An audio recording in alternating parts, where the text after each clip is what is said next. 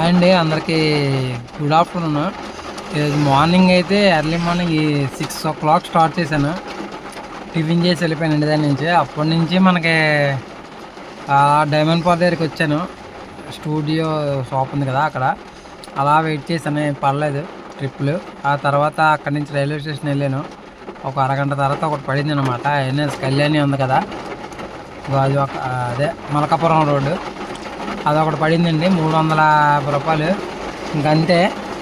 తర్వాత అక్కడ వెయిట్ చేసాను 1 hour, లేకపోతే సిఆర్పురం దగ్గర వెయిట్ చేశాను ఒక 1/2 hour. తర్వాత మళ్ళీ కొంచెం ముందుకెళ్ళి గాజువాకలో ఒక గంట వెయిట్ చేశాను.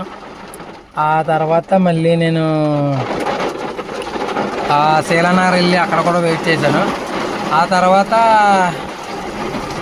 ఎయిర్పోర్ట్ దగ్గర ఒక 1 hour వెయిట్ చేశాను. లాస్ట్కి 1 o'clock అయిపోయింది. మార్నింగ్ 6 నుంచి ఒక్క ట్రిప్ కూడా రాలేదు.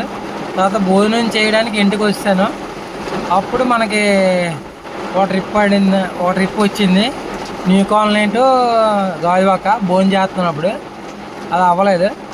మళ్ళీ భోజనం చేసి వెంటనే స్టార్ట్ చేశాను. ఇంకా ట్రిప్ లేవు. ఇంకా ఇలా వచ్చాను. సకరమాట రోడ్డు సంగంసార్ థియేటర్ దగ్గర వెయిట్ చేశాను ఒక అరగంట.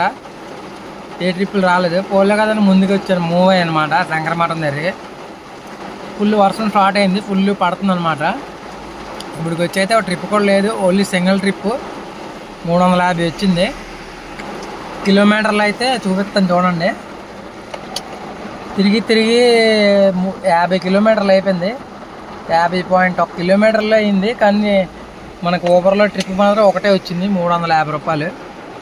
అదండి ఈరోజు అస్సలు బిజినెస్ అస్సలు లేదు నాకు. మరి ఆ వేరే వాళ్ళ కోసం మనకు తెలియదు కదా, అది మ్యాటర్. వర్షం అయితే గట్టిగా వేస్తుంది ఇప్పుడు. మరి వేడి మాత్రం దంచి పడుతుంది, వర్షం కూడా అలాగే ఉంది.